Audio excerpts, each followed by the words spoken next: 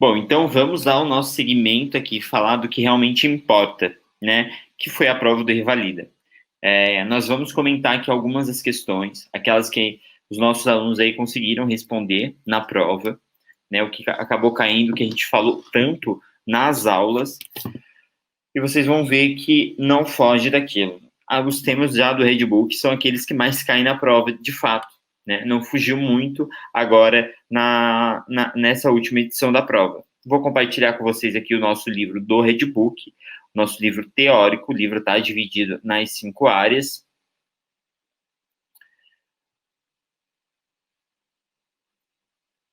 E vocês vão ter a oportunidade de também responder comigo, né? Bom, quero aí convidar vocês a ler a primeira questão que caiu na prova do Revalida de 2011, tá? Desculpa. Vocês estão conseguindo ler, imagino eu, né? Bom, caiu uma questão de queimaduras elétricas, foi a primeira questão da prova, e ele era uma queimadura elétrica, basicamente. Então, era uma paciente, né, que estava estável hemodinamicamente, a questão não falava nada, mas lembrar dos nuances da questão da queimadura elétrica.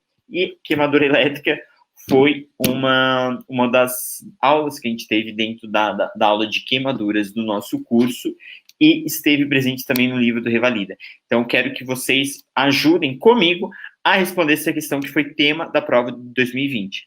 Então, a gente teria que lembrar os nuances de uma queimadura elétrica. O que vocês devem lembrar diante de uma queimadura elétrica? Queimadura elétrica, então, é a queimadura, né, onde passa, de fato, uma corrente elétrica. E nessa passagem de queimadura elétrica, os tecidos, obviamente, são lesionados. Então, há uma liberação, né, de potássio sérico. Então, pacientes com queimadura podem evoluir, né, dependendo do grau dessa queimadura, do tempo de exposição. Há uma hipercalemia, além de rabdomiólise também pela questão da lesão muscular. O músculo acaba propagando, né, a corrente elétrica, ele é um bom condutor, né, é um dos que mais são afetados, e o paciente pode evoluir também com rabdomiólise. Então, o paciente que evolui com rabdomiólise, então acaba fazendo muito turnover de hemácias e também pode aí precipitar alguma insuficiência renal aguda, né, pela questão da mioglobulina. Bom, então era lembrar desses pontos chaves, né? Bom, se o paciente pode desenvolver insuficiência renal, a gente precisa também manter uma diurese um pouquinho mais elevada se for uma queimadura aí por fogo, né? Então é um pouco diferente a conduta nesses casos. Segundo a TLS da 10ª edição, a hidratação venosa, o líquido de reposição, ele é o Ringer lactato. Tá? O Ringer lactato, além de repor o volume, ele repõe eletrólitos também, na medida, né, no equilíbrio hidroeletrolítico do corpo. Então, o soro fisiológico pode ser uma das opções, mas o que o ATLS recomenda é o Ringer lactato quando disponível. Então, a letra C seria aí o débito urinário, né?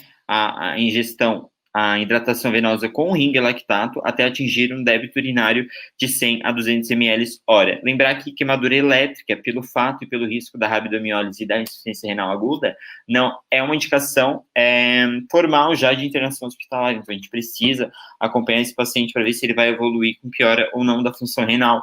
Então, a gente não tem como liberar um paciente com queimadura elétrica. E foi um dos casos da questão. Então, na letra A, por exemplo, ele falava em dar alta para o paciente, a gente não vai ter que dar alta para o paciente. E na letra B, na letra D, indicava além da hidratação com soro fisiológico, que a gente sabe que não é verdade, né? O Ringer lactato é a solução de escolha. E atingir um débito urinário ali, né? Ela tem 80 quilos, então eles queriam manter ali um ml de 1 a 1,5 ml por quilo hora. Também não é muito adequado. A gente tenta manter, né, por volta de 1 ml quilo-hora mesmo, até 2. E fasciotomia da coxa direita. Não, aparentemente a paciente não estava diante de um quadro, por exemplo, de uma síndrome compartimental, que a gente suspeitaria e teria que fazer a fasciotomia. Então, de fato, a resposta para a questão é hidratação venosa com Ringer e atingir um débito urinário de 200 ml por ml hora, né? Então, a gente faz aí uma hidratação na média ali de 1,5 ml quilo hora. Vou compartilhar o capítulo do Redbook sobre a mesma questão, porque o Redbook falava exatamente isso, tá? Aqui, como é que tá? Resultados de pesquisa, perfeito. Então, ó, aqui o livro, tal. O nosso livro em PDF, ele tem um sumário inteligente. Então, é legal porque quando vocês, por exemplo, vocês não vão ficar rolando, né, com o cursor até na página 1000. Então, é só vir aqui na parte de cirúrgica, onde tem o capítulo de queimaduras. Opa, tá um pouquinho mais em cima. Aqui, queimaduras, tal, 436. Então, a gente já clica e já vai direto para a página 436.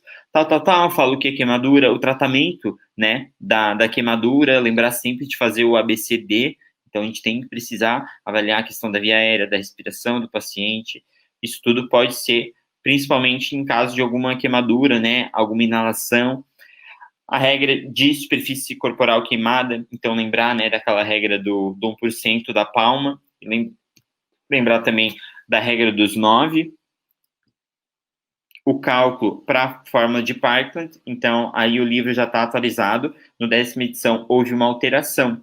Queimadura elétrica, né, é uma das únicas opções que a gente tenta repor volume a 4 ml/kg por superfície queimada, né? Antes a gente tinha ali a, a preconização de hidratar o paciente na forma de Parkland de 2 a 4, mas não, o ATLS está sendo muito conservador quanto a essa questão de não super hidratar o paciente para em risco aí de fazer alguma acidose metabólica.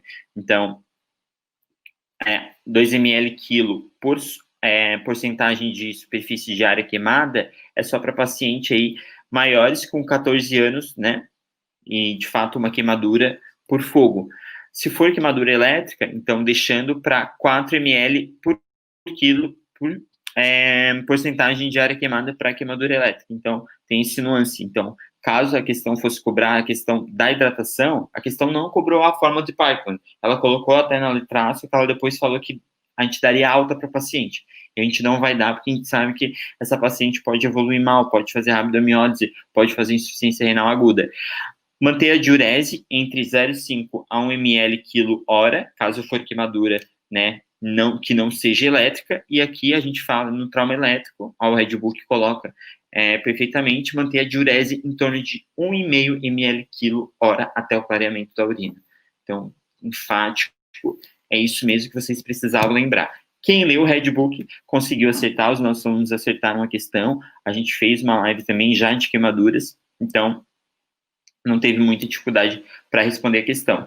Gravidade de queimadura. Então, quando que a gente considera a internação hospitalar? Tem aqui, aqui um pouquinho embaixo, tal. Aqui, ó, galera. O livro tá perfeito, tá?